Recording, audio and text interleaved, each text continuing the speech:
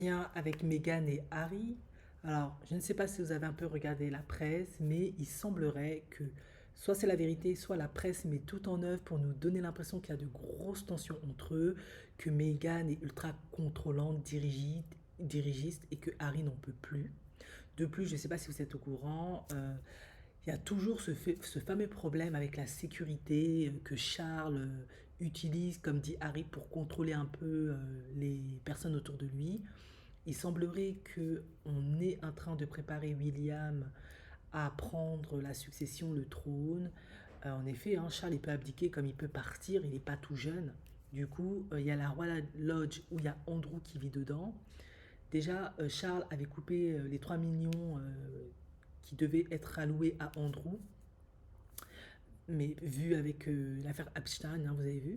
Et du coup, maintenant, il lui a demandé d'être plus ou moins dégagé de cette Royal Lodge parce qu'il voudrait mettre Camilla dessus pour la protéger au cas où il part et que William prend le trône avec Kate.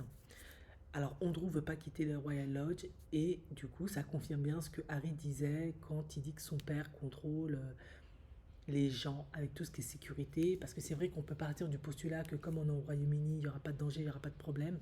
Mais après, ça reste quand même de royal. Il peut toujours avoir des malades qui se baladent pour te faire la peau.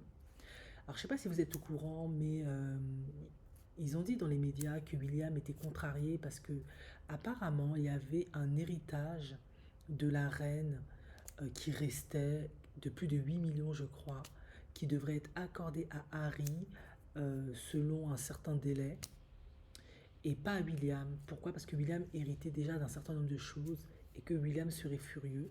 Bon, ça c'est une bonne nouvelle pour Meghan pour le coup, mais je sais pas ce que vous pensez de ce qu'il raconte par rapport à la relation de Harry et Meghan. Est-ce que vous n'avez pas le sentiment que tout est quand même mis en œuvre pour que de nouveau Meghan soit vue de manière négative et que Kate, qui ben oui, a un cancer malheureusement, soit quand même vue comme la femme pure, bien, qui se bat contre la maladie, etc.